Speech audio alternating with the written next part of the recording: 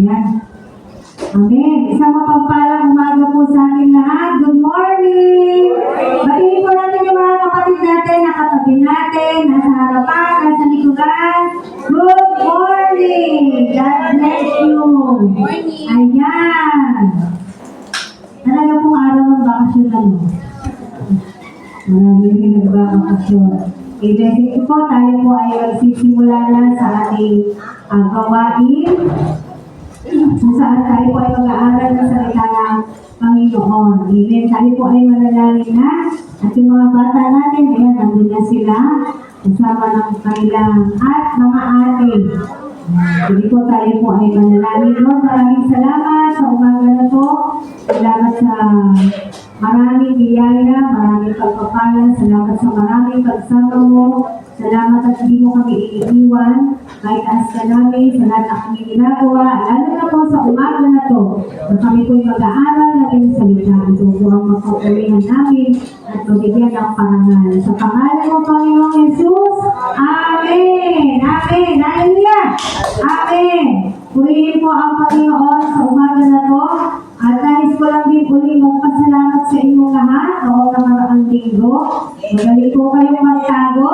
At sinanay sa rin, nakalain mo, magaling magsipoy. Kaya maraming salamat po sa inyong lahat. Ayan. So Diyos po ang papuri natin. Ayan po, tayo po ay, alam ko yung salita ng Diyos, katulad ng pinag-aralan natin ng linggo, merong ano? May alam. Yan, may talab po. At yung mga napakinggan natin mga Sunday ay nagkaroon nila talab. Kaya patuloy po tayo umasa na ang salita po ng Panginoon ay patuloy na mamuhay sa bawat isa po sa atin. Amen. Pero ganun pa man, sino po dito yung at palagay ko lahat naman tayo, yung nakaranas na ano yung doubt sa Tagalog? Alinlangan, tama ako? Magduda. Yan. Diba? Sino dito yung nagduda na? Kahit saan bagay, kahit kanino. Basta naranasan na magduda. Yan. Tayo lahat, nakaranas na tayong magduda, mag-alinlangan. Bakit po kaya nagkakaroon tayo ng mga ganyan? Kasi nag-aadududa ka o nag-aalinlangan ka. Sama may kasama, may kasama po yan. Ang kasama ng doubt ay fear. Tama po ba? Fear at saka worry. Halimbawa, nagdududa ako kay Nanay Emma. Example lang po ito Diba nagdududa ako sa kanya? Kaya ni Nanay. Diba mag-aalala ka? Meron kang pag-aalala, meron kang bibigay kaya ni Nanay. Bigay kaya ni Nanay Emma yung sinabi niya. Ayan. Gagawin kaya? Sabi niya, gagawin niya kaya. So, parang anong ibig sabihin nito? Hindi ko 100% o hindi ako 100% na iwala sa sinabi niya. Tama po? Nagdududa tayo Sabi ni siya, aaten siya. Aaten kaya? Yun, ganyan. Kasi, hindi tayo lubusang nagtitiwala sa mga salita at sa mga tao o sa pangyayari o sa nangyayari sa ating buhay. Ngayon, basahin po natin, mabuksan natin ang ating mga Bible sa John chapter 20, verses 24 to 29. Ito po yung ating main verse sa John chapter 20, verses 24 to 29. Babasahin ko po siya sa NIV version, John 20, verses 24 to 29 po yung ating verse. Ito po yung nagpakita ang Panginoong Jesus kay Thomas. Now Thomas, called Didymus, one of the 12, was not with the disciples when Jesus came. So the other disciples told him, "We have seen the Lord." But he said to them, "Unless I see the nail marks in his hands, and put my finger where the nails were, and put my hand into his side, I will not believe it." O, nakita po natin si Thomas, o, meron siyang gustong patunayan. Kasi sabi nila, nakita namin ang Panginoon. Ay, hindi ako naniniwala. Kasi alam niya, di ba, namatay na si Jesus. Sabi ni Thomas, di ako naniniwala unless, ayun, may condition po si Thomas. Para maniwala siya, ito yung gusto niya makita. Unless I see the nail marks in his hands, and put my finger where the nails were, and put my hand into his side. Ang dami, no? Masyadong demanding. I will not believe it. Verse 26. A week later, his disciples were in the house again, and Thomas was with them. Though the doors were locked, Jesus came and stood among them and said, "Peace be with you." Then he said to Thomas, "Put your finger here. See my hands? Reach out your hand and put it into my side. Stop doubting and believe." Verse 28, Thomas said to him, "My Lord and my God." Then Jesus told him, "Because you have seen me, you have believed. Blessed are those who have not seen and yet have believed." Amen. Salamat, Panginoon, sa iyong mga salita sa umaga na ito. Tunay nga, O Diyos, buksan mo ang bawat kaisipan, bawat puso, masagin mo ang mga maling paniniwala, maling prinsipyo sa aming mga buhay, at tunay nga na patuloy yung salita mo, yung katotohanan, siya kung aming matanggap. Sa pangalan ng Panginoon Jesus. Amen. Kaya kahit noong unang panahon pa po, isa sa 12 alagad ni Kristo, itong si Thomas. Biro mo, alagad na ni Kristo, pero nagkaroon pa rin siya ng pag-aalinlangan, nag-doubt siya, hindi siya naniwala agad-agad na nakita nila ang Panginoon, na buhay ng Panginoong Jesus. Diba? Sabi niya, kung makikita ko yung markan sa kamay niya na pinako siya. Diba? Ang dami niya pong demand At maipasok ko yung kamay ko sa kanyang tagiliran. At meron pa. And put my finger where the nails were. Yung daliri niya, isusuot niya kung saan pinako ang Panginoong Jesus. Gusto niya makita sa kanyang mga mata na yun nga si Jesus. Nabuhay nga si Jesus. Pero dito pa lang, nabasa na po natin, na nakita natin, sarado ang pinto, pero nakapasok siya. Nakapasok ang Panginoong Jesus, sarado po ang pinto. Hindi na nga nila naisip yun Si Thomas hindi niya na naisip yun Sarado ang pinto, saan dumaan si Jesus? Kung siya ay tao, saan ang dadaan? Ano yung multo? Diba, no? Multo. Pero hindi siya multo. Siya po ay buhay na Diyos. Amen?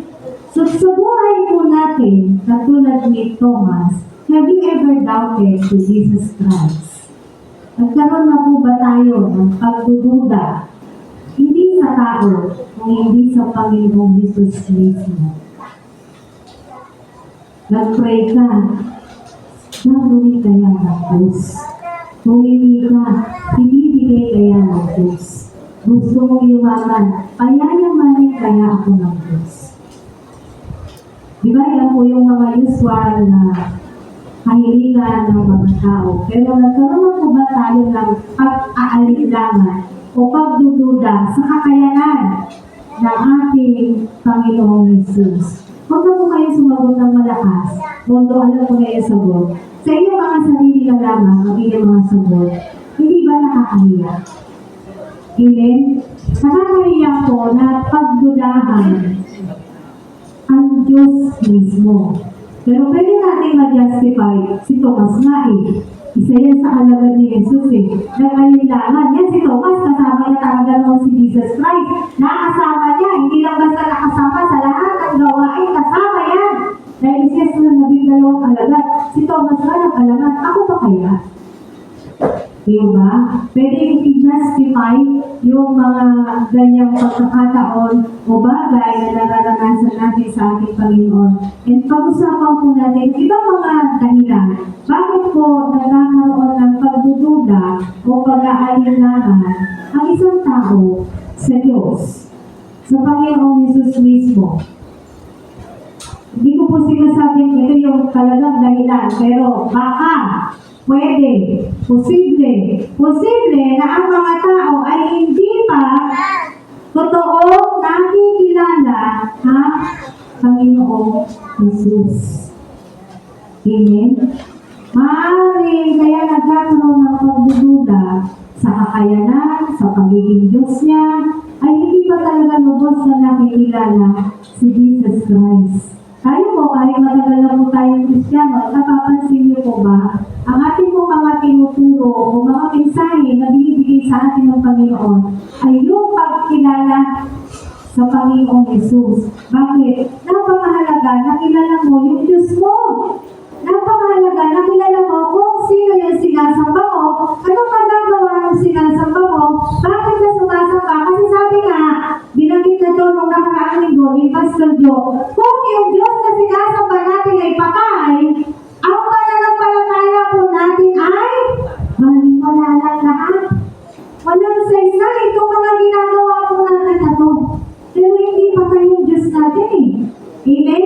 Alam natin lahat na siya ay buhay. Bukod doon, ano pa? Gaano mo pa makilala ang ating Panginoong Jesus? Gaano makilala ng tao ang Diyos? Bakit nagkakaroon ng pagdududa? Kung talagang kilala na ng mga tao ang Diyos, bakit ayaw nilang lumapit sa Diyos? Amen? Kung talagang kilala nila, kung talagang nagtitiwala sila, bakit kung kani-kanino lumalapit kung saan-saan pumupunta? Bakit hindi mismo sa Panginoong Diyos pumunta at lumapit? Kasi sabi ng Bible, draw near to me. Lumapit kayo sa akin at ako ilalapit sa inyo. Gusto mo ba naman? Diyos pa talaga yung, diba? Kasi tayo mga tao gusto. Ano mo yung spoon feeding? Gusto lahat ibigay. Ano wala nang gustong gawin? Gusto lahat ibigay. Wala nang effort. No? Wala nang paggamit ng lakas. Wala nang paggamit ng pananampalataya. Gusto, ibigay na lang kung anong gusto niya. Ganyan po ang tao. Kung hindi na bigay ang kanyang nais, hindi na ibigay yung kanyang panalangin, ay mas madalas po yung nagkakaroon sila ng kalungkutan at nagkakaroon ng pagdududa. Kaya tingnan nyo, ang mga tao may tanong, kung may Diyos, bakit hinayaan niya mamatay ito mahal mo sa buhay? Sino na nakarinig ng mga ganyan? Diba? Kung totoo may Diyos, bakit pinababayaan niya na maghari ang demonyo? Sa mundo na to, may Diyos pa talaga, bakit ang daming kriminal? O diba dating na yan? Hindi ba nag-aalinlangan na ang mga tao kapag ganyan ang sinasabi? Kung totoo may Diyos, bakit gumawa siya ng demonyo? Narinig na po kayo ng mga ganyan tanong? Hindi po gumawa ng demonyo ang Diyos. Kung babalikan mo yung creation, sinabi sa Genesis, kada nilikha niya, anong sinasabi niya? Maganda, it is good. Kaya wala akong nilikhang demonyo ang Diyos. Amen? Kung may Diyos, bakit may impyerno? Hindi wala na lang din palang pagkakaiba yung mabuti at masama kung walang impyerno. Diba pag magpakabuti kung pare-pareho lang naman pala ng pupuntahan? Tama ko ba? Naisip mo ba yun? Si pare-pareho lang naman pala eh. Ba't mag-e-effort pa eh? Pag Sunday, di mamamasyal na lang ako. Pupunta na lang ako sa gusto kong puntahan. Gagawin ko na lang yung gusto ko. Iisa na naman yung pupuntahan natin eh. Ba't mag-e-effort pa pupunta ng Sunday? Madami pong pag-aalinlangan ang mga tao patungkol po sa Diyos. Nagkakaroon ng pagdududa kung talagang may Diyos. Ba't hinahayaan niya may gera? Ba't hinahayaan niya mamatay ang mga maliliit na bata? Hinahayaan niya ba talaga? Diba? kilala yung ginadiyos natin, magkakaroon po talaga ang mga tao, kasama mo tayo doon, huwag natin i-exempt yung ating sarili. Magkakaroon po talaga tayong mga tao ng pagdududa sa ating Diyos. Amen? So, isa yun sa dahilan, hindi pa lubos na nakikilala. Ano pa yung pwedeng dahilan or possible reason kung bakit nagdadoubt kay Jesus Christ? People don't fully understand His words. Hindi nila lubos na naiintindihan, nauunawaan ang salita ng Diyos. Bakit? Ang tao, kapag gusto niyang i-take literally ang salita ng Diyos at maganda yung sinasabi ng Biblia, yun ang gusto niyang tanggapin. Pero pag masakit na sa tenga niya, yung salita, hindi niya yan nauunawaan. Amen. Maaaring hindi niya palubos na nauunawaan ang salita ng Diyos. At ang salita ay Diyos.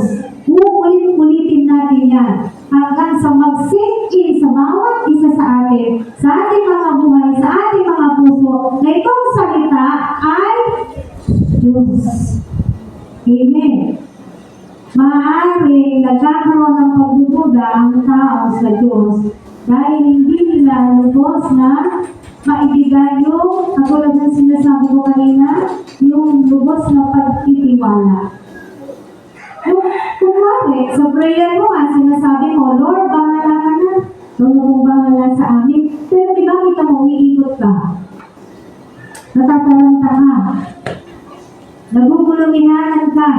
Wala nang kapayapaan. Pero sinabi mo, Lord, bahala ka na nga po sa amin. Ikaw na pong bahala sa buhay ko. Pero hindi ka naman talaga. Yung sinabi mo, hindi naman talaga yun yung nasa puso mo. Dahil hindi naman yun yung kinikilos mo. Hindi? Dahil nag-aalala pa rin tayo. Na binigay ko na, sabi natin, sabi ng Biblia, cast all your anxiety to Him, for He cares for you. Binigay mo na, pero parang ganito, binigay mo, binabawi mo. Baka hindi naman ano eh. Diba? Baka hindi naman kaya ng Diyos. Ang laki kasi itong hinihingi ko. Imposible kasi itong hinihingi ko. Mahirap kasi itong hinihingi ko. Baka hindi kaya ng Diyos. Minsan, akala natin, hindi tayo gano'n. Baka, kapatid, baka gano'n din minsan yung ginagawa ko natin dahil nagkakaroon tayo ng pagdududa sa kakayanan ng ating Diyos. Nung nakaraang Miyerkules, tinuro ng ating kapatid na si Kate, yung kapangyarihan ng Diyos. Kahit gano'n pa man, ang dami na nating alam patungkol sa kung sino ang Diyos. Pero when it comes to practicality or yung implementation sa buhay natin, pagsasabuhay ng mga natututunan natin, hindi mo ba nahihirapan tayo? Amen. Dahil minsan, hindi mo talaga naisa sa pamuhay, ngayon sinasabi mo, ang Diyos ay makapangyarihan, hindi naman din talaga. Amen. So yun po yung mga ibang kadahilanan kung bakit nagkakaroon ng pagdududa ang mga tao sa ating Panginoong Jesus. Mga kapatid, do not be like Thomas. Sinasabi ko rin sa sarili ko, Jenny, do not be like Thomas. Kung tayo maging katulad ni Thomas, sa dinami-dami na nakita ni Thomas na himala, kapangyarihan ng Diyos na ipinakita niya sa laki ng pag-ibig ng Diyos na pinaranas niya sa atin. Kung sino si Thomas, gano'n din tayo. Paano nakita ni Thomas, gano'n din tayo. Paano natanggap ni Thomas, gano'n din tayo. Sa dinami-dami na sinabot ng Diyos na panalangin mo at himala sa buhay mo, nagdadaw ka pa rin ba? Amen? So, huwag tayong maging katulad ni Thomas. Kahit po siya ay disipulo na ni Kristo, still, nag-doubt siya sa Panginoong Jesus. Excuse me. Bakit hindi kailangan magduda sa Panginoong Jesus? Una po, this is full of integrity. Ano yung integrity? Pag sinabi niya, meron siyang one word. Hindi bumabali ang Diyos sa kanyang salita. Amen. John 2, tingnan po natin sa John chapter 2, verses 19 to 22.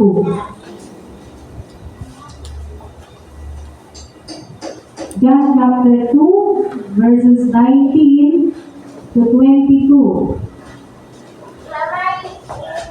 So yung mga Hudyo po ay may sinasabi sa kanya, tapos ito po ang sagot ng ating Panginoong Jesus.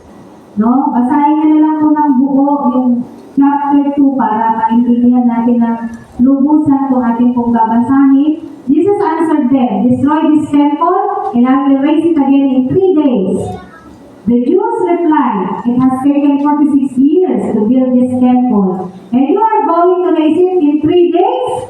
But the temple he had spoken of was his body. After he was raised from the dead, his disciples recalled what he had said. Then they believed the scripture and the words that Jesus had spoken." Yan. Naitayo na ba yung templo ng 3 araw? Dahil nung ikatlong araw, siya ay nabuhay uli. Nagawa niya ba? Yes. Amen? Nagawa niya. John 6:63. So, isa lamang po yan. Ilan lamang po itong mga babanggitin natin na kung saan meron pong integridad ang ating Panginoong Diyos. So, meron siyang isang salita. Pag sinabi niya, ginagawa niya, tinutupad niya. Pag nangako siya, ginagawa niya, tinutupad niya, binibigay niya. John chapter 6, verse 63. Sabi po rito, "The Spirit gives life. The flesh counts for nothing. The words I have spoken to you are spirit, and they are life." Amen. Yung mga salita na binibigay ko sa inyo, sabi mismo ni Jesus, "The words I have spoken to you are spirit, and they are life." Yung mga salitang binibigay sa atin ng Diyos, at ng kanyang Espiritu, at ito ang buhay. They are life. Amen. Yung salita ng Panginoon ay nagkakaroon ng manifestation, no, sa ating mga buhay once we are believing and having faith to the Word of God, to the Word of Jesus Christ. God's Spirit and possess the power to bring spiritual life. Kaya walang ibang nakakapagpalakas sa mga spiritual na buhay natin eh. Kung hindi ang salita ng Diyos eh. Tama po ba? Walang ibang nakapagbibigay ng kasiyahan natin kapag may nararamdaman ng kulang sa buhay mo. Walang satisfaction ng tao. Pero sa piling ng Diyos, tayo po ay nasa-satisfy. Bakit? Siya lang yung may kayang gawin ito. No? Sabi niya, "The words I have spoken to you are spirit, and they are life." Buhay ang binibigay ko sa inyo. Ito mga salita na ito, tanggapin natin, paniwalaan natin, panampalatayanan natin, angkinin natin, dahil ito ay buhay. Dito po nakasalan na yung buhay natin eh. Paano ba tayo nanampalataya? Hindi ba sa pamamagitan ng salita ng Diyos? Dahil sa pakikinig natin ng salita ng Diyos, dahil sa paniniwala natin ng salita ng Diyos, doon tayo nagkaroon ng pananampalataya. Hindi po ba? And that the Word of God is life. Buhay po ito, kaya yung iba, karamihan sa mga tao, inaakala nila, ano bang makukuha natin kung aaten ako dyan? Ano bang makukuha ko kung makikinig ako ng salita ng Diyos? Ano bang makikita ko sa Bible study? Ano makukuha ko sa pag-trade? Madami. Buhay ang makukuha natin dito, mga kapatid. Yung pagliligtas ng Diyos, alam niyo, nililigtas tayo ng Diyos araw-araw. Yung pagliligtas ng Diyos, yung ilalay niya yung buhay niya dun sa krus, hindi yung natapos doon. Kung hindi nililigtas niya tayo, araw-araw. Amen? Hindi lang po natin masyadong binibigyan ng pansin. Dahil lang binibigyan natin ng halaga at pansin. Kung meron tayong material na pagpapala, kung masagana yung ating mga bulsa, tama po ba? Yan, masayang-masaya po tayo. Kung hindi ka namang problema sa iyong mga pangangailangan, hindi ka namang problema kay Judith, ayan. Ayan, masaya tayo. Sasabihin ko talaga, praise God, hallelujah! Pero kung ka namang problema na, kumustahin mo? Wala rin, hindi na masabi praise God, hallelujah. Pero merong salita ng Diyos. Buhay po ang ibinibigay sa atin ng bawat salita. Isaiah 55:11. Medyo marami po tayong verse ngayon, kaya buksan po talaga natin ang ating mga Biblia. Isaiah 55, verse 11. So is my word that goes out from my mouth. Ito, sinasabi ng Diyos, it will not return to me empty, but will accomplish what I desire and achieve the purpose for which I sent it. Ito yung lagi kong sinasabi ng Diyos, hindi babalik sa Kanya yung salita niya na hindi na pangyayari. Kaya puno-puno ng integridad yung Diyos natin. Puno-puno ng katotohanan ang salita ng Diyos. Walang halong kasinungalingan ang salita ng Diyos. Tingnan po. Siya mismo yung nagsabi nito, so is my word that goes out from my mouth. Yung mga salitang lumalabas sa aking mga bibig, it will not return to me empty. Sabi niya, but will accomplish what I desire and achieve the purpose for which I sent it. Hindi ba full of integrity ang Diyos natin? A man of word. Bakit? Ginagawa niya kung anong sinasabi niya. Unlike dating mga tao, meron talaga pong ma-integridad na tao, di ba? Pag sinabi niya, talagang as much as possible, ginagawa niya. Pero minsan, na napupul or nagkakaroon tayo ng hindi natin nagagawa. No? Hindi katulad ng Diyos. Wala pa siyang sinabi na hindi nangyayari. Yung po yung sinasabi na pinag-aaralan po natin na salita ng Panginoong Jesus natin. Salita ng Diyos. Kaya lahat ng nakasulat po dito ay mangyayari. Sabi nga natin, ayon sa ayaw natin o sa gusto natin, mangyayari kung ano yung mga nakasulat sa Biblia, lalo na yung mga nasa pahayag. Kasi yun na lang po yung hinihintay natin.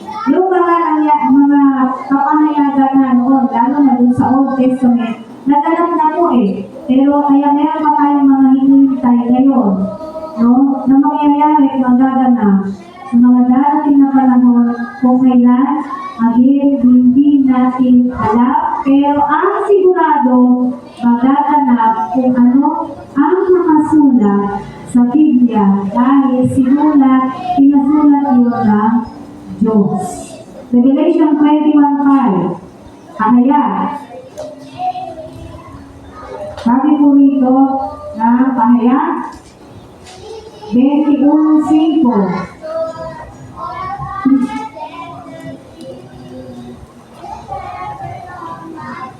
He who was seated on the throne said, I am making everything new. Then he said, write this down, for these words are trustworthy and true. Diba ang ganda na sinasabi ng Diyos? Kahit saan po natin galit, yun talaga yung sinasabi. At basahin natin sa Tagalog. Pahayag 21:5. Sabi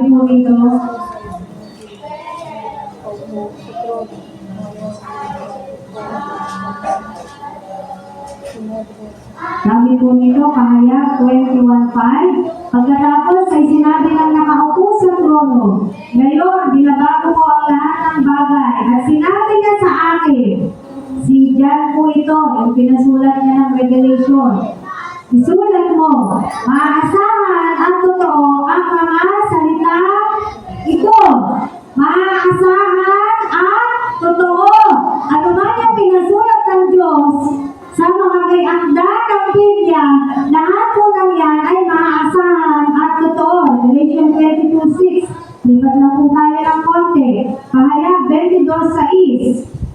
The angel said to me, these words are trustworthy and true. The Lord, the God of the spirits of the prophets, sent his angel to show his servants the things that must soon take place. Amen. Ano sabi? The angel said to me, these words are trustworthy and true. Ang mga salita po ng Diyos, trustworthy, accurate, mali yun. Pag sinabing accurate, wala po siyang mali. Amen? Trustworthy ang salita ng Diyos, accurate ang salita ng Diyos, walang mali sa salita ng Diyos, walang kulang sa salita ng Diyos, walang sobra sa salita ng Diyos. Kaya ang sabi rin sa Revelation, sa Bible, ang sabi, sino man magdagdag o magbawas sa salita na to ay nagkakaroon ng pagkakasala sa Diyos. Kasi Diyos na siya eh. Wala na tayong kailangan pang idagdag, wala na rin tayong kailangan ibawas sa mga sinasabi sa atin ng Biblia. Ganyan po ang ating Panginoong Hesus. Kaya bakit magdududa tayo kung siya ay a man of words? Full of integrity. Ibig sabihin, mapagkakatiwalaan natin pag sinabi niya, mapagkakatiwalaan po natin ang sinabi ng Panginoon. Ay totoo, no, ang kanyang mga salita. Pangalawa, bakit kailangan hindi natin magduda sa ating Panginoon Hesus? Check your faith. Do you believe because of answered prayers? Because of blessings? Good things happen to your life? What if the opposite of it all? Check mo yung pananampalataya mo, kapatid. Naniniwala ka ba sa Diyos dahil pinagpapala ka? Dahil pinagaling ka? No? Dahil sinasagot ang mga panalangin mo? Dahil maganda yung mga nangyayari sa buhay mo? Paano mo ang kabaliktaran ng lahat ng ito yung nangyayari sa iyo? Maniniwala ka pa rin ba? O isa ka na sa magdududa? Basahin po natin sa Tagalog, Acts 16, 22 to 34. Medyo mahaba po yung babasahin natin. Sa gawa po, gawa 16, 22 hanggang 34. Acts 16, 22 to 34 po yung babasahin natin.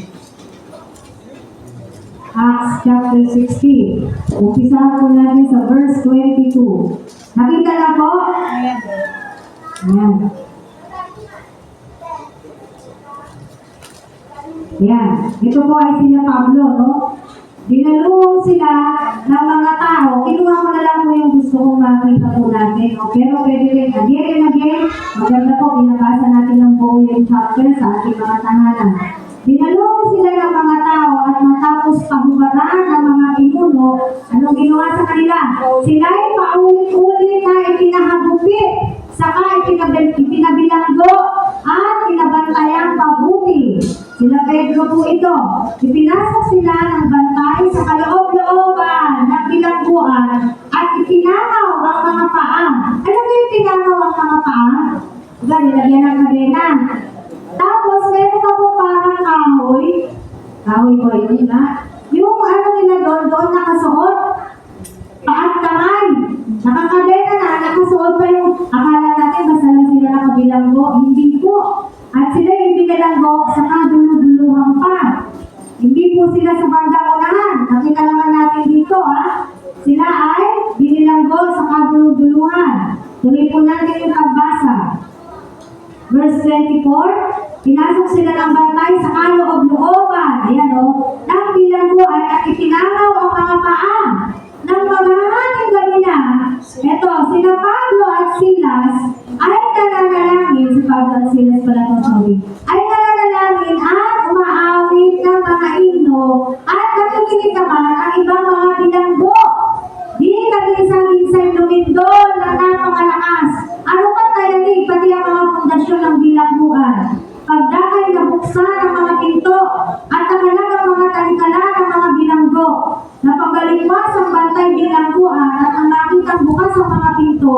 Hinukot ang kanyang tabak at tangkang magpakamatay sa akalang nakatakas ang mga bilanggo. Verse 28, ngunit sumigaw si Pablo, "Huwag mong saktan ang iyong sarili. Narito kaming lahat. Humihinang ilaw ang bantay, katakbong pumasok at nanginginig na nagpatira pa sa harapan nila Pablo at Silas. Inilabas niya ang mga ito at sinabi, mga Ginoo, ano po ang dapat kong gawin upang ako'y maligtas? Sumagot sila, sumampalataya ka sa Panginoong Hesus at maliligtas ka.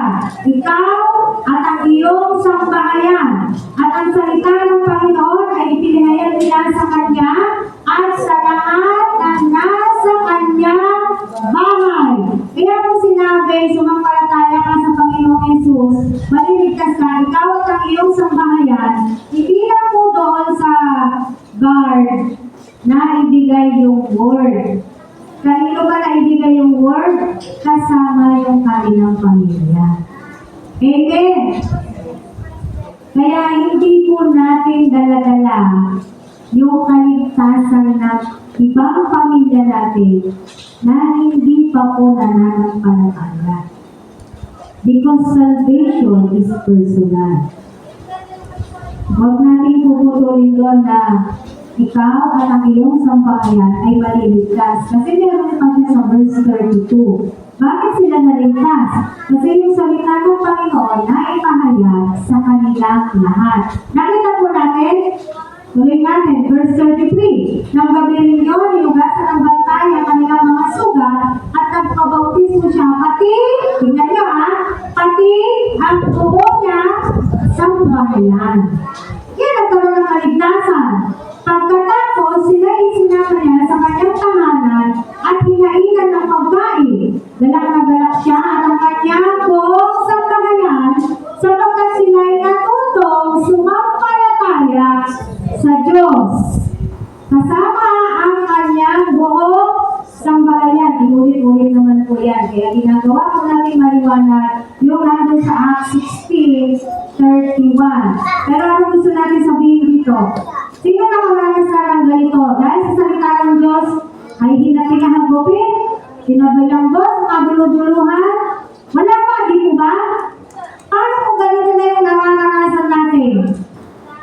Mananampalataya ka pa ba sa Diyos? O magtutuga ka na? Minsan ka sa dami ng problema mo, Lord, umaatay naman ako, bakit nararanasan ko to? Di ba? Sino nagsabi na ng ganyan? Aminin po natin kasi nasasabi natin yan. Lord, nag-church naman ako. Alas wala akong absent. Bakit nararanasan ko pa dito? Eh bakit sila? Si Pablo, si Silas. Ano bang ginawa nilang mali? Bakit sila pinahagupin? Ano bang kasalanan nila? Bakit sila pinabilanggo? Nangangaral ng salita ng Diyos. Yung po yung inaakasa sa kanila. Pero di ba, yung gwardiya, magpapakamatay na sana siya eh. Kasi sa, mabagsik ko kasi yung mga Romano. Kapag talagang nakawala yung binabantayan nila, buhay talaga nila yung magiging kapalit. Kaya magpapakamatay na sana siya. Pinigilan lamang siya ni Pablo. Dahil sila ay nandoon, di naman talaga sila lumabas at nagsitakas. Pero ang gusto ko natin sabihin dito, diba sila Pablo at Silas, ganun na yung naranasan, pero anong ginawa nila sa loob ng bilangguan? Ano sabi?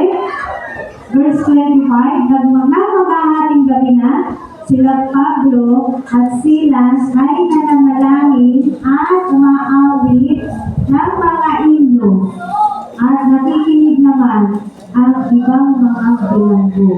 Kaya pa ba talaga natin umawit ng pagpupuri sa Panginoon kung bat-bat ka ng problema? Kung bigat na bigat ka sa buhay mo, sa dinadala mo, nakakaya pa po ba natin talagang gawin? Ito literal. Literal talaga na naghihirap sila. Hindi maganda yung sitwasyon po nila. Amen. Pero nakaya nila manalangin at magpuri sa Diyos. Hindi sila nag-alinlangan, mga kapatid. Sa kabila ng kanilang sitwasyon, nandun pa rin yung pagkilala nila sa Diyos, sa kanilang pag-awit, sa kanilang pagtawag sa Panginoon. Dahil lubos, buo ang tiwala nila. Kilala nila yung Diyos eh.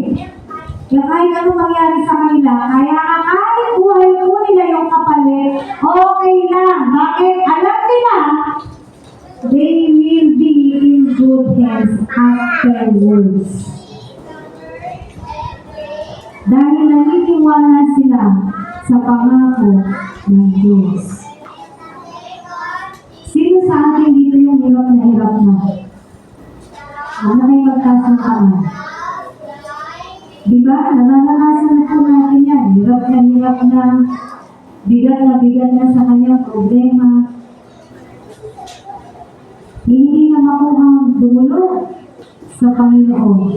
Pero sila Pablo, kita po natin, in hard times and in hard days, nakuha pa rin nila manampalataya, nakuha pa rin nilang lumapit, nakuha pa rin nila yung buhay talaga nila ay ialay nila sa Diyos. Dito po, mainit. Tama? Kung ano man po yung pinagtitiis niyo dito, init, sakripisyo po yan, alam ko. Tama? Nagsasakripisyo tayo kasi mainit. Pero alam nyo, salamat sa Diyos kasi may hangin. Pero, ano yung mga kapatid? Itong init na to, masyado na natin yung problema ko eh. Masyado na mabigat para sa atin itong init na to eh. Tama ba ako? Ano ba naman yung tiisin mo yung init? Magpaypay ka dyan. Alang-alang sa Diyos mo. Alang-alang sa salita ng Diyos. Dahil matatapos din naman po ito, may katapusan naman po ang lahat ng bagay. Nasulat na yun sa Biblia eh, kaya malakas ang loob ko na sabihin. May katapusan naman ang lahat ng bagay. Kung ano man yung pinagtitiis natin dito, matatapos din po ito. Who knows? Magkaroon ka ng aircon. Imposible ba yun? Hindi. Hindi po imposible yun. Ito nga eh, nakabilang ko nga sila eh. Pinalindol ng Diyos eh, para matanggal lahat. Mabuksan ang mga pinto. Kasi natin yung mga anak niya. Ito nga kalagayan natin dito, hindi alam ng Diyos. Alam niya. Kita yung gano'ng mabait ng Diyos. Makulimlim. Kumulimlim. Maraming sabihin ng iba kasi may na, kaya kukulan na talaga. Hindi, mabait talaga ang Diyos. Kahit hindi ba yan kumulimlim, mabait pa rin ang Diyos. Kahit mainit na mainit pa rin yan, mabait ang Diyos. Dahil hindi nakabase sa nararamdaman natin ang character ng ating Diyos. Mabait talaga siya. Amen. Yan mga kapatid, kung ano man po yung nararanasan natin, bigat, hirap, pagdurusa sa mundo na to, sa lupa, konting tiis lang. Amen. Konting tiis lang. Sa iyong pagtitiis, isang mo ang Diyos. Gawin mo inspirasyon sila Pablo, sila Silas. Ito, bitira na nakakulong. Hindi pa ganda yung kalagayan nila. Kamay at paa nila, nakakadena, nakatalikala. Tayo, napakalaya natin eh. Amen? Tayo lang minsan yung nagtatalikala sa ating mga sarili, sa ating mga kakayanan. Tinatalikala natin, binibigyan natin ng limitasyon yung ating mga sarili. Pero binibigyan ng Diyos. Ini-extend ko ng Panginoon. Anong kailangan mo? Anong kulang sa iyo? Binibigay ng Diyos.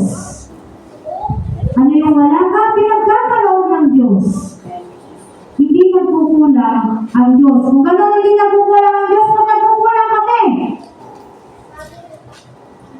Pwede kasi tanong yan eh. Nasabi nyo, hindi nagkukulang ang Diyos, ba't nagkukulang kami? Pwede naman din mag-evaluate, dinigin ng mga sarili, bakit nagkukulang. Minsan, kasalanan na rin ng tao. Tama? Di naman lahat talaga. Pwede mo isisi sa kaaway eh. Minsan, agagawan na rin ng tao. Meron kasi tao, ano yung bulagsak? Pag meron, sigla lang si Jake. Ganyan, di ba? No? Yung sinasabi nila, one day, millionaire. Bus, biyaya. Yeah, ganyan. O, di ba? Hindi naman masamang magpakasaya, pero sabi nga, gagamitan mo ng talino, gagamitan mo ng kalungan, yung pagpapala binibigay sa atin na Diyos. Kaya hindi lahat ng paghihirap na dinadanas po natin, kagagawa ng demonyo. Baka sagutin ka pa ng demonyo, nananahimik ako Nananahimik ako, bintang ka ng bintang dyan. Sarili ko na yung ano mo. Diba? Sariling kagagawa mo na yan. Sasabihin mo ka, kung demonyo na siya. Wala na ginagawa yan. Actually, hindi na nag-e-effort yung demonyo Minsan, hindi na siya nag-e-effort. Minsan, hindi na siya gumagawa. Minsan, hindi na siya gumagalaw. Hindi na kailangan. Bakit? Kasi alam niya, ginagawa na natin Nakuha po natin. Kaya minsan, hindi na siya nag-e-effort. Ba't pa ako magpapagod? Sabi ng demonyo, ginagawa mo naman yung gusto ko Kaya pwede na lang siya na nakatingin sa atin. Di ba?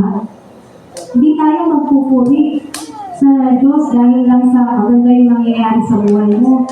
Hindi ka magpupuri, mananampalataya sa Diyos dahil puno-puno ka ng pagpapala. Paano kung kabalik ka na nga yung nangyayari sa iyo? Magpupuri ka pa rin, sasamba ka pa rin, itilisin mo pa rin ang lahat ng bagay na nararanasan mo dito sa lupa. Kasi once na nandun na tayo sa piling ng Diyos, wala na ganito. Hindi na mainit. Pero sabi natin, ang lalakaran ng mga taong mga kasama ng Diyos sa kanyang kaharian ay lantay na ginto. Lalakaran mo pala yun. Ano kaya yung itsura ng kaharian ng Diyos? Gano'n siya maganda. Kaya nga wala nang pag-iyak nun Wala nang sakit, wala nang pagdadalang hati. Magtatapos ang lahat ng mararanasan po natin dito sa mundo. Once na tayo po ay nandoon sa piling ng Diyos. Kaya mga kapatid, check your faith. Hindi yung nagpupuri ka lang, pag-bless ka. Pag hindi ka na-bless, wala na, lupay-pay ka na, mahina ka na. Pag di sinagot ang prayer mo, ayaw ka, nagtatampo ka na. Pag di na maganda yung sitwasyon mo, nagda-down ka na, nagdududa ka na sa Diyos. Ganyan po ang mga tao. Walang pananampalataya sa Diyos. Masakit sa tenga, pero yung po yung katotohanan, kailangan po natin tanggapin. Kaya inaaral natin ngayon, binibigay sa atin ng Diyos para kung magkaroon ka ng pagkakataon na balak mong magduda sa Diyos, at least hindi ka na magdududa ngayon. Amen. Pangatlo, this is the real foundation. Our great and strong fortress. The rock. 1 Corinthians 10, 1-3. Basahin natin sa Tagalog. Unang Corinthians 1 Corinthians chapter 10, verses 1-3.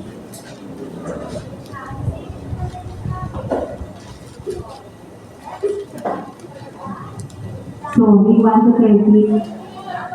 Ang oras ko. 1 Corinthians 10, 1-13. Hindi ko kalaman ninyo mga kapatid ang nangyari sa ating mga ninuno na sumunod kay Moises. Silang lahat ay naliliman ng ulap sa kanilang paglalakbay at tumawid sa dagat ng ulap. Sa gayon, nabautismo na silang lahat sa ulap at sa dagat bilang tagasunod ni Moises. Kumain silang lahat ng isang pagkain espiritual at uminom din ng isang inumig espiritual mula sa batong espiritual na sumubaybay sa kanila, at ang batong iyon ay si Kristo. Kaya sino nagsasabi ko na ito si Jesus Christ sa Old Testament? Eh, sino ba yung sinasabi dito kasama ni Moises? Nasaan ang kwento na to? Sa lumang tipan mo ito. Amen. Sabi dito, yung bato na sinasabi dito ay si Kristo. Verse 5. Tuloy po natin. Gayunman, hindi kinalugdan ng Diyos ang marami sa kanila. Kaya nagkalat sa ilang ang kanilang mga buto. Ang mga nangyari ito'y babala sa atin upang huwag tayo pagnasa ng mga masasamang bagay gaya ng ginawa nila. Huwag kayong sasamba sa mga Diyos-Diyosan gaya ng ilan sa kanila. Ayon sa nasusulat, umupo ang mga tao upang kumain at uminom at tumindig upang sumayaw. Huwag tayo makikiapig gaya ng ginawa ng ilan sa kanila. Kaya 23,000 Tama ako? 23,000. Ang kamatay, isang araw lang. Huwag natin susubukin ang Panginoon gaya ng ginawa ng ilan sa kanila. Kaya sila'y pinuksan ng mga amas. Huwag din tayo magreklamo tulad ng ilan sa kanila. Kaya tinipon sila ng anghel na mamumuksa. Verse 11. Nangyari ito sa kanila bilang babala sa iba. At nasulat upang turuan tayong mga inabot ng muling panahon. Kaya nga, mag-ingat ang sino mang nag-aakalang siya'y nakatayo. Baka siya'y mabuwal. Wala pang pagsubok na dumating sa inyo na di dinanas ng lahat ng tao. Anong sabi? Tapat ang Diyos at hindi niya ipahihintulot na kayo'y subukin na higit sa inyong makakaya. Sa halip, pagdating ng pagsubok, anong gagawin ng Diyos? Bibigyan niya kayo ng lakas upang mapagtagumpayan iyon. Amen! Amen. Biro mo, hanggang sa ganito mga pagkakataon, ang kamay ng Diyos hindi na inaalis sa kanyang mga anak, sa mga mananampalataya. Kaya nga sinasabi rin sa Galatia ba yun? Matuwa ka kung may pagsubok ka. Count it all joy, sabi ko sa NIV version. Kung meron kang pagsubok.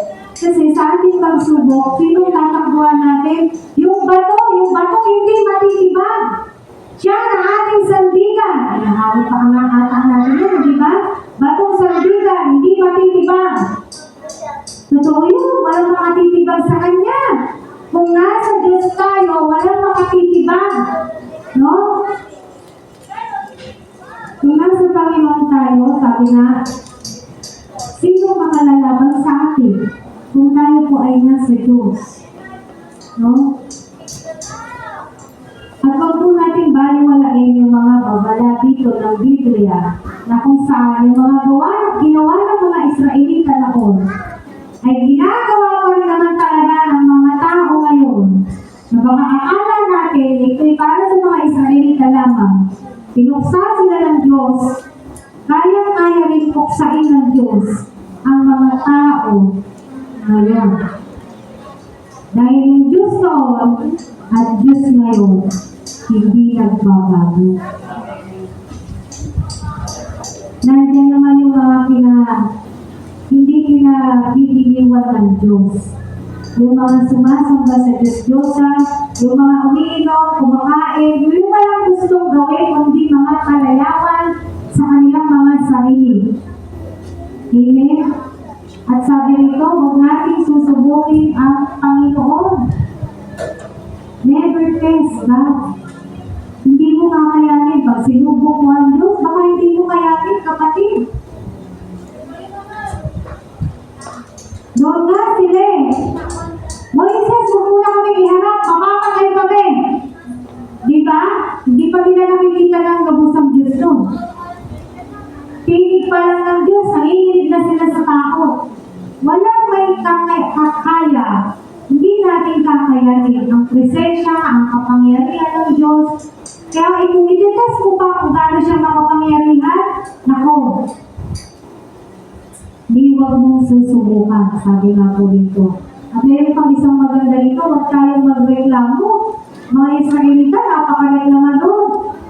Dito ba sa panahon natin ngayon, walang nagre-reklamo? Pero, marami.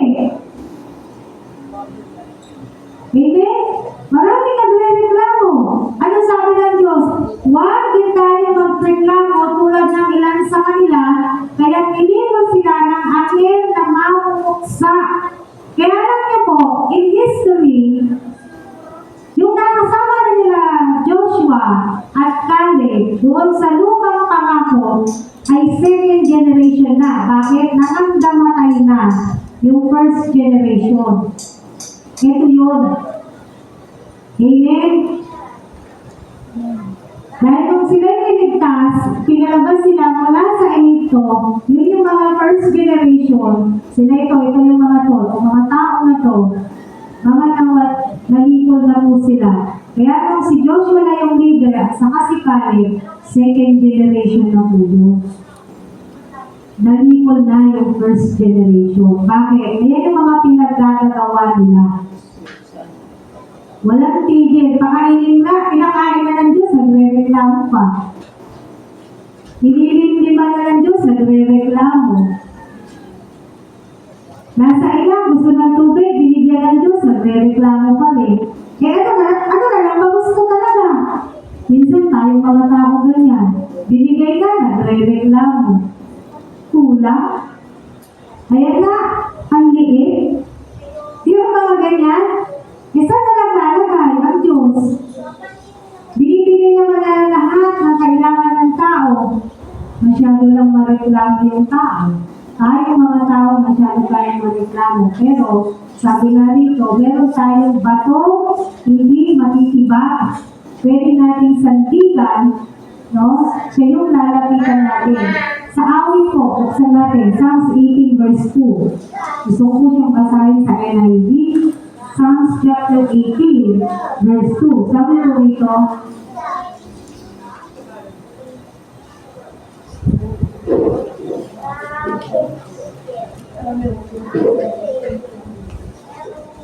nakita niyo na?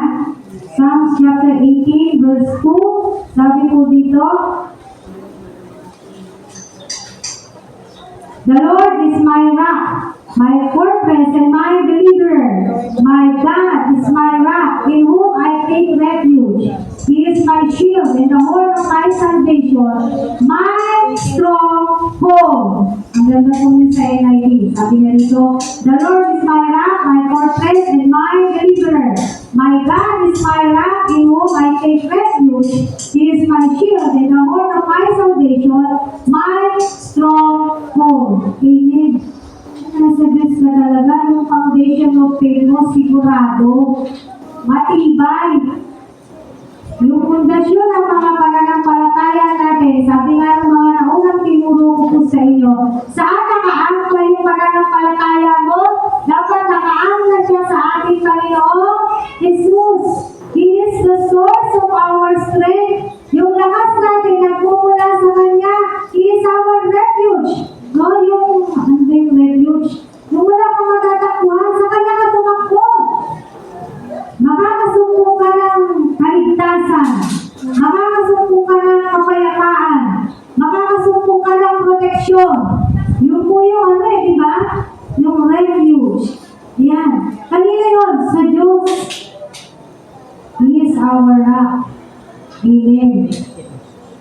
Kaya mga kapatid, for our conclusion, love God for who He is. Mahalin, ibigin natin ng Diyos kung sino siya. Amen. Magtiwala na tayo sa ating Panginoong Jesus, no matter what. Ano man yung kararanasan po natin, ano man yung kabigatan natin, ano man yung tinitiis natin ngayon, magtiwala lamang po tayo sa Diyos. He is the source of our life. Yung buhay po natin sa Kanya. Sa Kanya tayo kumukuha ng buhay, sa Kanya tayo kumukuha ng lakas. Do not doubt Jesus Christ, our Lord. Huwag na po tayong magduda kung mag-alinlangan sa ating Panginoon Diyos. Amen.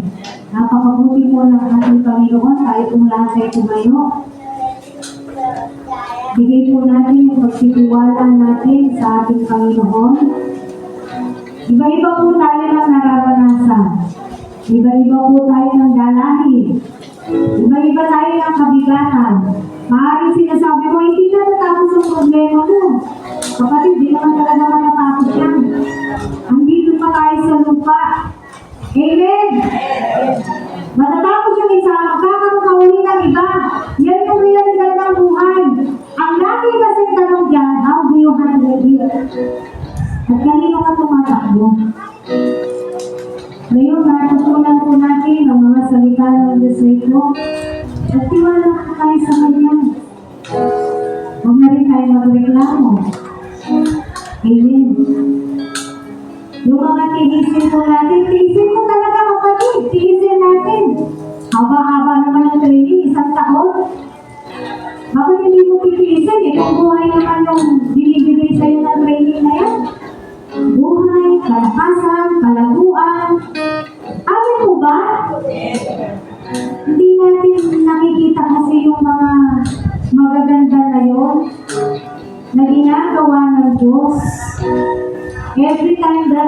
are studying His Word, every time that we are drawing near to our God, every time na nagtitiis po tayo para sa Kanyang salita,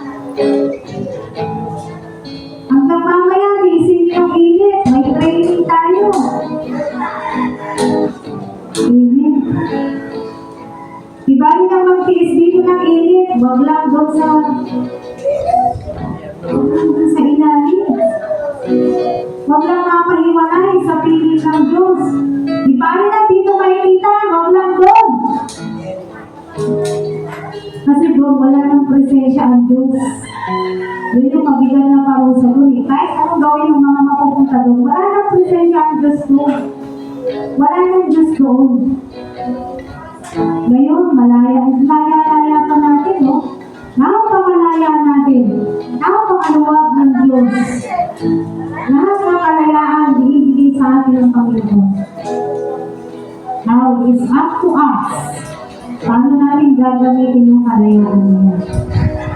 Nagtiwala po tayo sa Panginoon at ituloy na lumapit at magbabuga sa ating Panginoon. Kung alam niyo po yung awitin na ako'y nagtitiwala sa iyo, samahan niyo po ako sa ating pag-awit. At pagkatapos po nito, tayo po ay mag-partake ang ating communion bilang pag-alala sa inalay ng Diyos na buhay doon sa cross ng Calvario. Again and again, ginawa niya po yun para sa atin. Hallelujah. Maraming Panginoon.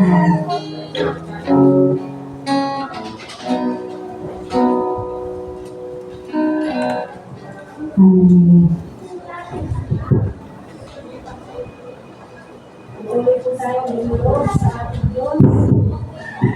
Patuloy po tayong lumapit at tanggalin ang pagdududa sa ating Panginoon Diyos. Hallelujah. Humingi ka, Panginoon. Sa oras na ito, humingi kami ng tawag sa iyo. Yung katotohanan ay hindi namin maitatago. Nagkakaroon talaga kami ng pagdududa sa iyo, Panginoon. Patawad. Yung katotohanan ay hindi din namin maitatago. Nagre-reklamo kami. Patawad po, Panginoon. Patawad. Hallelujah. Humingi ka ng Diyos. Hindi mo ang kalalangin namin sa pamamagitan ng awit ng Panginoon. Nagtitiwala sa'yo, kalakasan ko'y nanggagaling sa'yo. Ako'y nagtitiwala sa'yo, salita mo ang tanging sandigan ko. Ako'y nagtitiwala sa'yo, Panginoon. Ako'y nagtitiwala sa'yo. Malakasan ko'y nagagaling sa'yo. Hallelujah. Ako'y nagtitiwala sa'yo, Panginoon. Ako'y nagtitiwala sa'yo. Salita mo ang aming sandigan ko. Kahit ang mga panahon, kahit ang mga panahon, mahal niya ang mag-isip mo. Ikaw lang ang sandigan ko. Ang sandigan, Panginoon Jesus.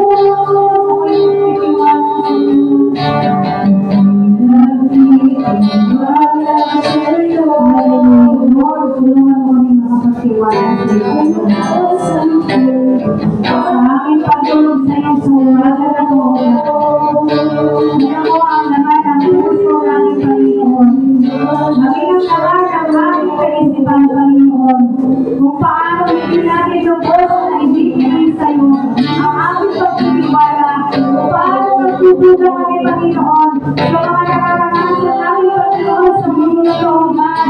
Mag-isang sa kawalang, mag-isang sa mga bagay, pero nag-pwede na ako, Panginoon Diyos.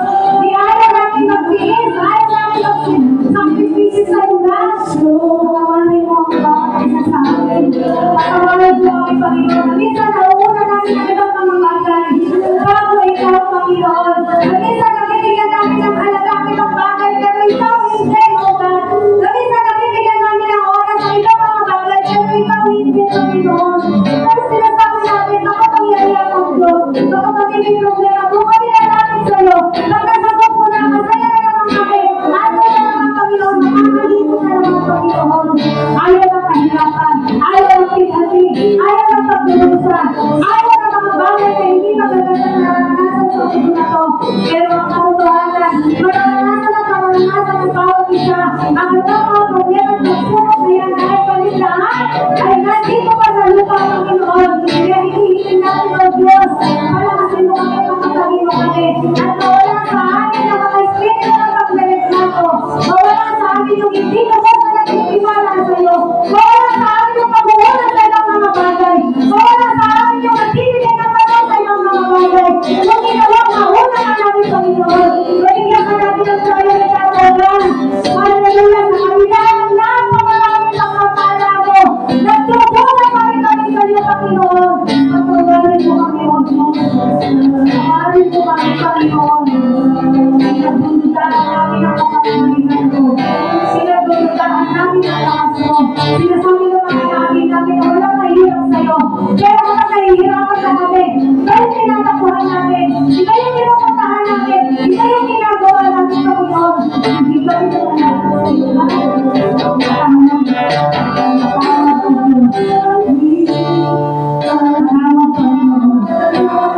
Patawad para kami mga Israelita. Siya pa kami matayang. Patawad yan. Tawanin mo ang bawat isa sa amin, Panginoon. At ayaw namin na dumating ang oras ng pagkalipod, Panginoon. Ngayon mga Israelita noon, pinipod mo, God. Nasa kanilang mga pinaggagawa, Panginoon. Sobrang, Panginoon, mga kasamaang ginagawa nila. Sa kabila ng mga pinakita at pinaranas at binigay mo sa kanila, nagagawa pa rin nila magreklamo. Lord, minsan ganun kami. Sa kabila ng mga pinagkaloob mo, mga pinakita mo, mga himala mo, mga manalangin na tinugod mo, sa kabila ng napakaraming bagay na napatunayan namin na tunay kang Diyos, nandoon pa rin ang pagpusunan kami noon. Tawarin mo kami, Panginoon, at gawan sa oras ng po, mawalan sa amin ang Diyos. Ang mga espiritu na yan, espiritu ng pagdudugaan, espiritu ng pagre-reklamo, Panginoon, espiritu ng hindi pag-uulas sa iyo, palitan mo ang lahat ng ito, Panginoon. Ang espiritu nagmumula sa iyo. Ang napagpigisin namin sa mundo na to. Ako lang nila Pablo, nila Silas, literal na kabilanggo, literal na nahirapan, pero nakuha pa rin nilang magpuli sa iyo. Nakuha pa rin nilang manalangin sa iyo. Nawa! Ganon din kami, Panginoon. Sa kabila ng mga tinitiis namin dito, Panginoon, mananalangin pa rin kami. Sa kabila ng mga tiisin namin dito, O Diyos, lalapit pa rin kami sa iyo, Panginoon Jesus. Dahil totoo nga sa iyong pangako, hindi mo kami pababayaan. Hindi mo kami iiwan.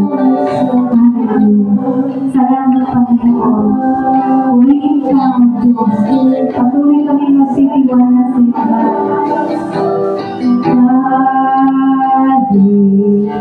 Ako'y nagkulang, salita mo ang tanging sandigan ko. Magtitiwala sa iyo, Diyos. Hallelujah. Hindi na sa Panginoon. Hallelujah. Malakasan ko'y nagbabalik sa iyo. Magtitiwala sa iyo, Panginoon. Salita mo ang tanging sandigan ko. Salita mo ang tanging sandigan ko.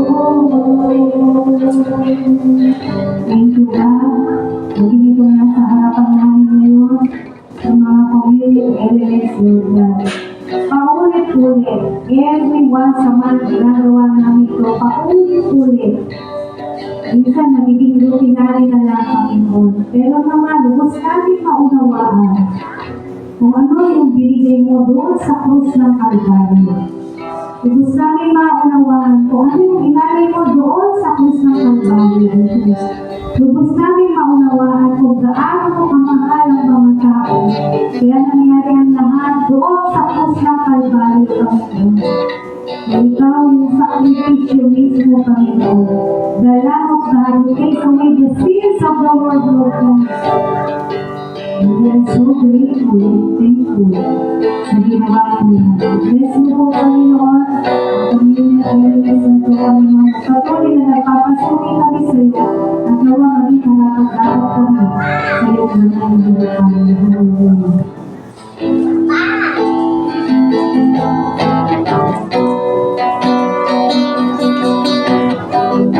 Nandiyan po tayo sa presensya ng pananalangin. Maraming po natin ang ating po mga pamilyang element.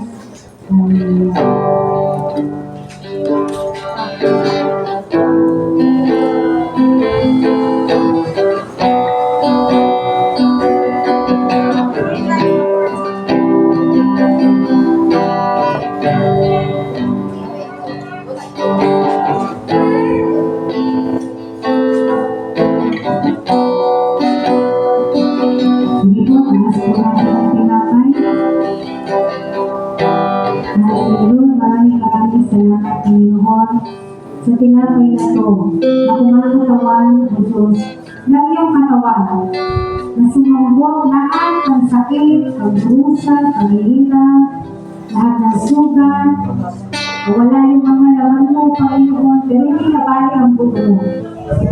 We just thank you, Lord God, for all the things that you have done. It is all because of me. Thank you, Lord. Ngayon din, Panginoon, nakapasakubas na ito na ako nga ang tawanan yung dugo na napakalinis. Pero tinanggap ko na maging marumi para sa amin. Tinanggap ko na ikaw yung maging kasalanan para kami yung maging matuwid. Tinanggap mo lahat at sinalo mo lahat para yung sa amin lahat. Salamat po, God. Salamat, meron ka talagang dakilang pag-ibig at musilang ang iyong puso para sa bawat isa sa amin. Datnan mo kami. Lagi mo kami datnan araw-araw, Lord, na karapat-dapat sa iyo. Hindi ko natin. Amen.